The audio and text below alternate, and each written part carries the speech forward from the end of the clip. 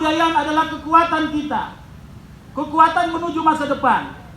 Kenapa pemerintah Kota Makassar mengambil kata Sombere menjadi bahagian daripada komitmen kita untuk bersmart city?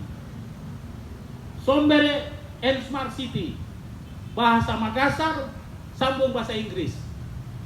Pertama saya ditertawai oleh banyak orang, tapi ternyata alhamdulillah Sombere Smart City adalah sebuah konsep smart city yang sangat berbeda di seluruh dunia.